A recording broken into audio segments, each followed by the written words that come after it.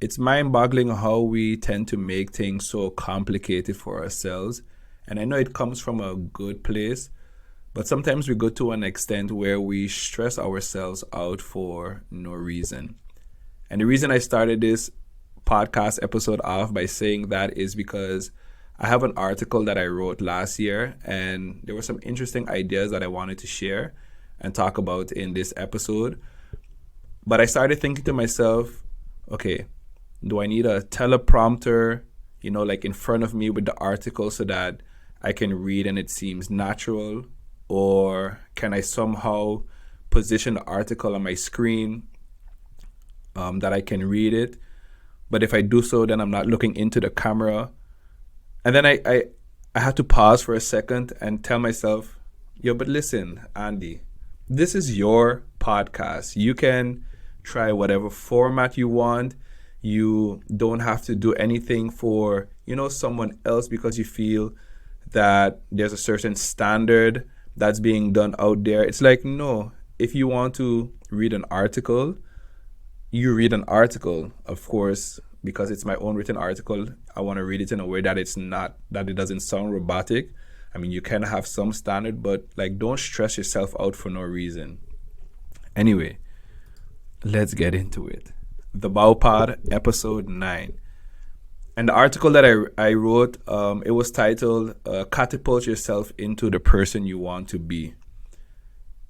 And so over the last 10 years, so about 10 plus years, there were a number of things that I failed at. I failed at drop shipping. I failed at starting a clothing brand. I failed at trying to run an ad agency. And my past self felt really ashamed, that I failed at these things. And these are just a few things that I tried my hand at that I failed at. But when I look at current me is actually proud of the things that I undertook, even though I failed at those things. And the reason current me is proud is because that's entrepreneurship. Failing is part of entrepreneurship, and it's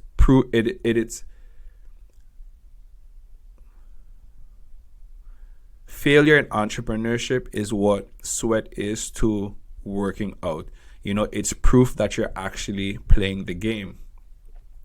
And as much as I agree with the idea that failures are proof that you are in the game of business, there was a problem.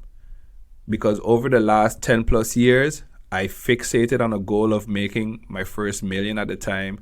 I fixated on being financially free. And I fixated on the idea of not having to work for a company that would replace me in a heartbeat. And now I know you may be asking, what is the problem of having such goals? Those are actually great things to focus on or to aim for. And I agree, they are great goals to aim for. But the problem lies in the fact that I neglected the process and what it really took to get to those goals. And doing so, over the 10 plus years, I created a ton of anxiety for myself, self-doubt, and underperformance because I wasn't seeing the results I wanted to see.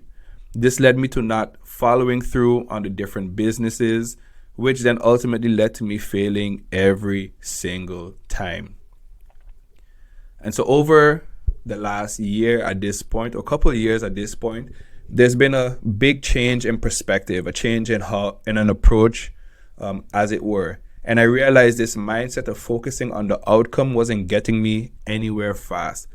So I've been dialed in on the input, the activity, focusing on the things that I can actually control, like writing daily, like working out daily, learning things daily, planning out my days on a daily basis.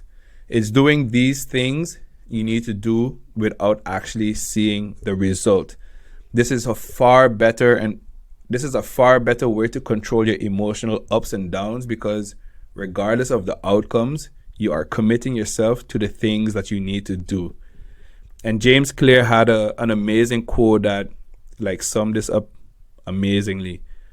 He said, if successful and unsuccessful people share the same goals, then the goal cannot be what differentiates the winners from the losers. And so it wasn't enough for me to want to make $1 million. Many people want to make a lot of money, but why is it that only an actual few do? Shifting your focus from outcome to activity is the start of a deeper conversation about how you show up in life.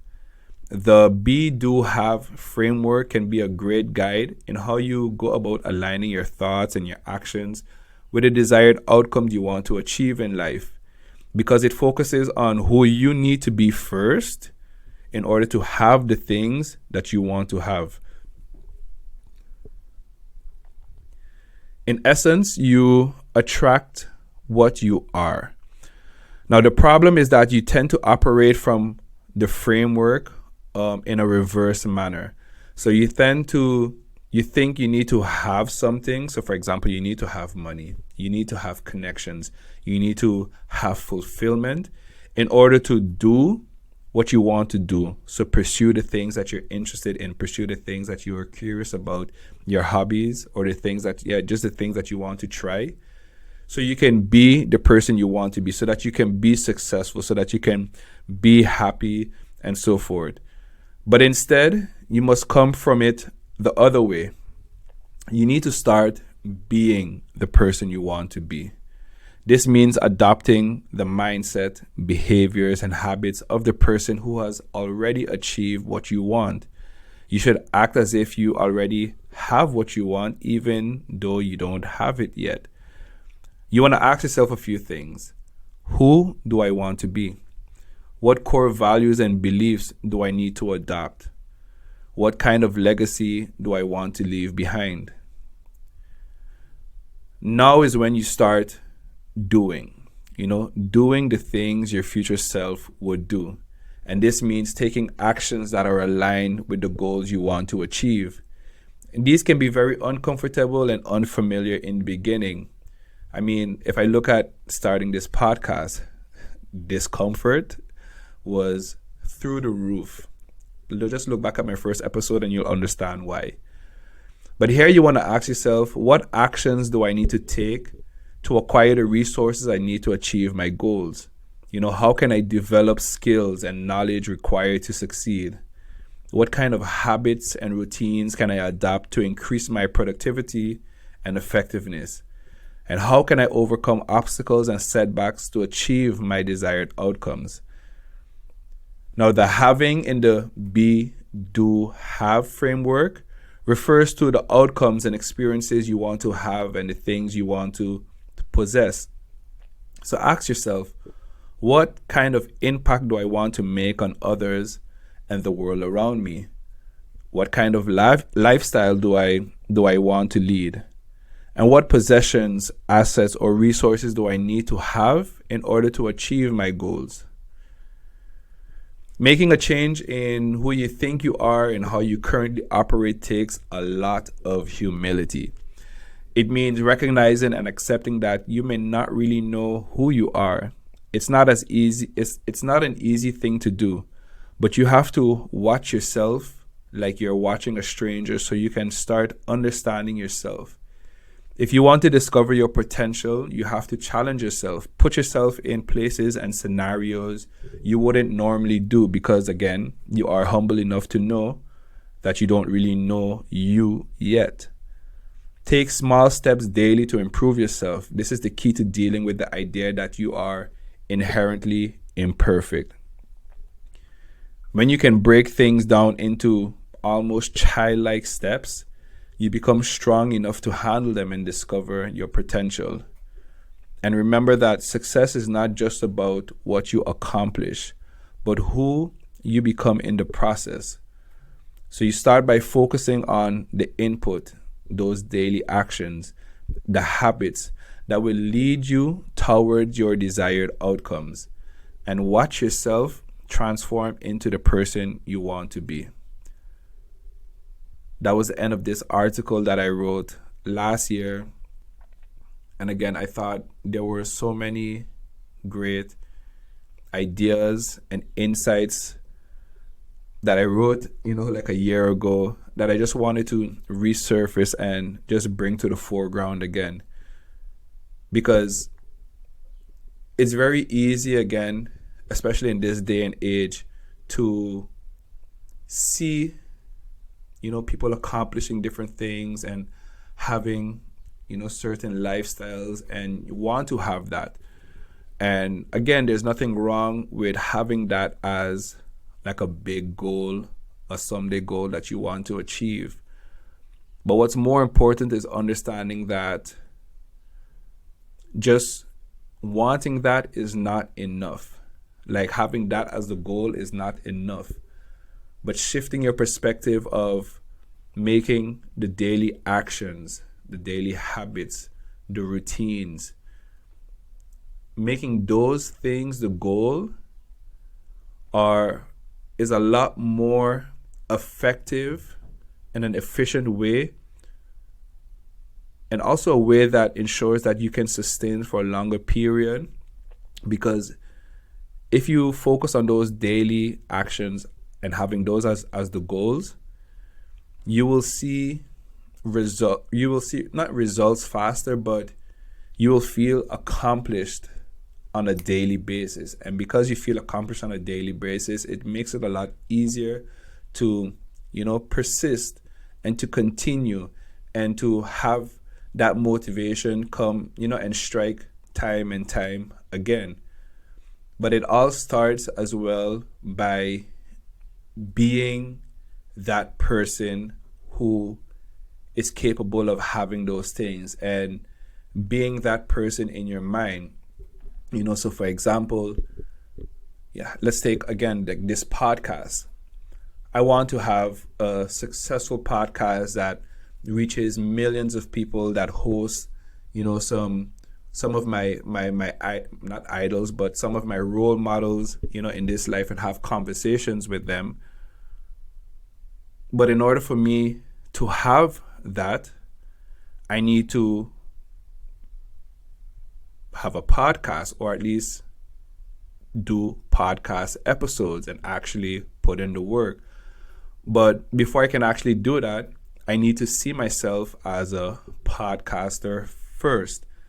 So telling myself that I am a podcaster. Even before I publish my first episode, I need to tell myself that I am this person. I may not be the best, but it doesn't mean that I'm not that person.